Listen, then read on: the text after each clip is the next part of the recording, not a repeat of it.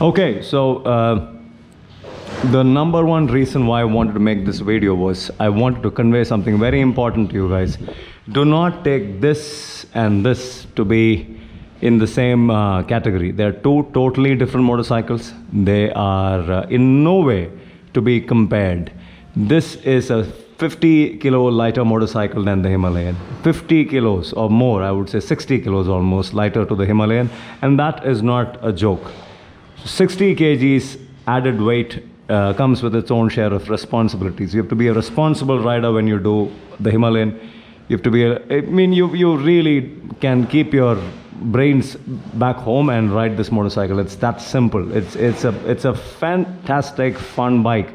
It's a fun bike. If you were to just give it a title, this is a fantastic fun bike. Go to the trails, have fun. Go to technical trails, have fun. Go jump into sand, have fun. Take it just about anywhere and everywhere. Not a highway cruiser, but anything else and everything else. This is a fun bike. It can be taken to anywhere. I've been on this for 20 days now. I've been modifying it extensively. I've been doing these small bits and pieces, quick rides here and there. And the vehicle just continues to surprise me as to how capable it is. But that being said, this is in no way a direct comparison to the Himalayan. The Himalayan is at a different league altogether. There's a learning curve involved in riding the Himalayan. There's no learning curve involved as far as riding an X-Pulse goes. Big learning curve in riding the Himalayan.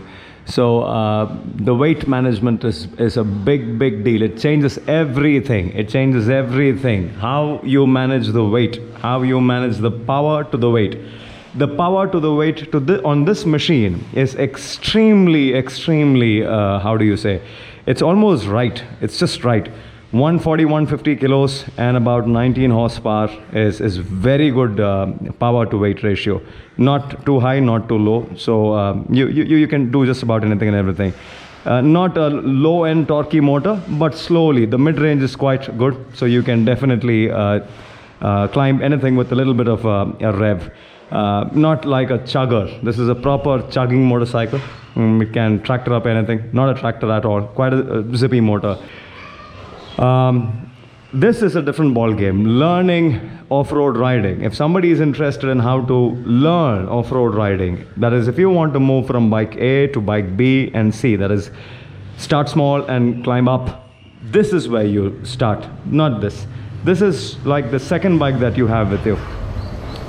So this is the kind of bike that you would take on trails and have fun with and not be bothered about what's going on and, 1-2 falls, nothing. I mean, there's no learning curve involved in riding the X-Pulse, at least for me. Of course, if you're totally new to off-road riding, absolutely have no experience on nothing but tarmac, then maybe you could start on this. But if you have some experience, then I would say that you should go in for the Himalayan. The Himalayan will teach you, will make a proper rider out of you, will teach you all sorts of ethics, riding ethics. And with the Royal Enfields, you also tend to become a bit of a mechanic, don't you? So, coming to pros and cons of each motorcycle. Yeah. So you have the X-Pulse, like I said, the one and only advantage that this possesses over the Himalayan is weight. So because it's a light motorcycle, you, as a rider, solo, get to take it anywhere and everywhere, thrash it around. No worries about dropping it and the likes of it. Just supports any kind of rider. And any rider, any skill level can be comfortable on this. Do not think of this machine as a competition to the X-Pulse when you talk trails. Technical trails, where there's rocks, where there's an incline involved, where there's a bit of lifting and maneuvering and all that jazz. Nope, not a very easy motorcycle. 200 kilos is by no means a joke. Handling it, managing it, makes a fantastic rider out of you, but comes at a cost. You drop the bike multiple times, you have injuries, and so on and so forth. The advantage the Himalayan possesses over this is far too many. 1, cruising speeds are higher.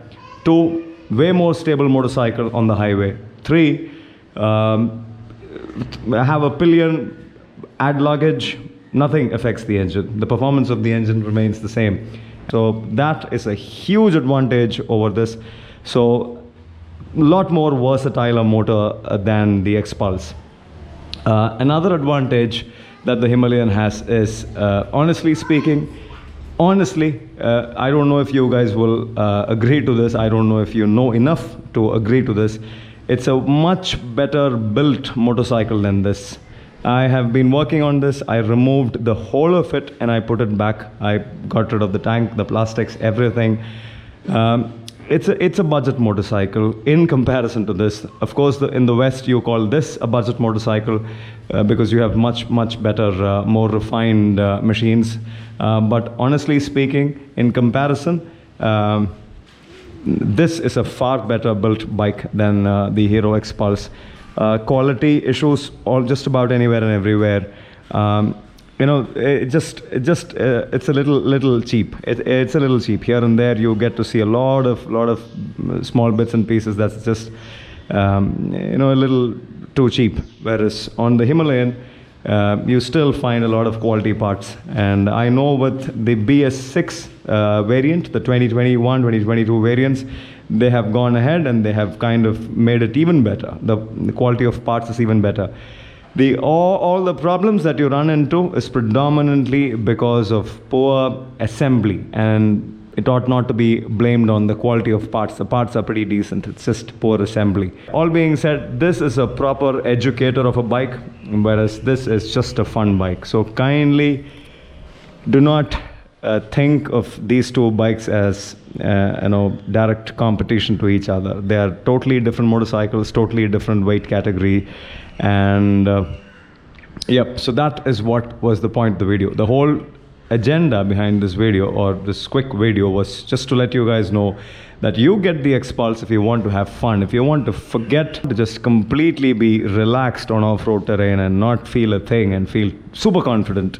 This is the bike to go to.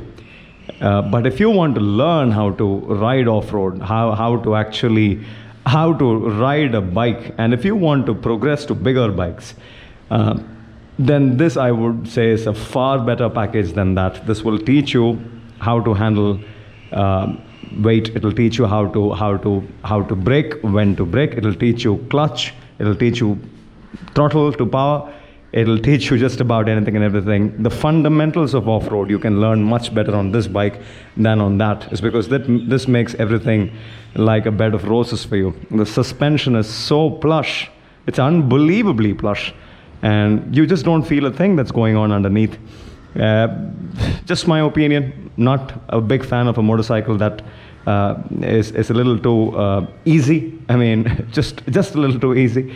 I'm not a rider who prefers something like that. I like to get involved. I like to tame, you know, my motorcycle and a terrain that is difficult. So, yep, I would still hold on to the Himalayan. I've been riding this, been having a nice gala time, but I would definitely hold on to the Himalayan, is because the Himalayan, any given day, is a much better package. Okay, so hopefully this helped.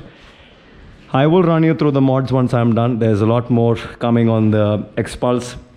There's handguards and so on and so forth. And I mean, there's just a big long list of things that's gone into the bike. I will walk you through all of it in just a bit, maybe the next video or the next to next, once I hand it over to my dear friend, yeah, the owner of the bike. And yep, going on a ride very soon. We'll get back, hit the trails, and do some more adventure riding.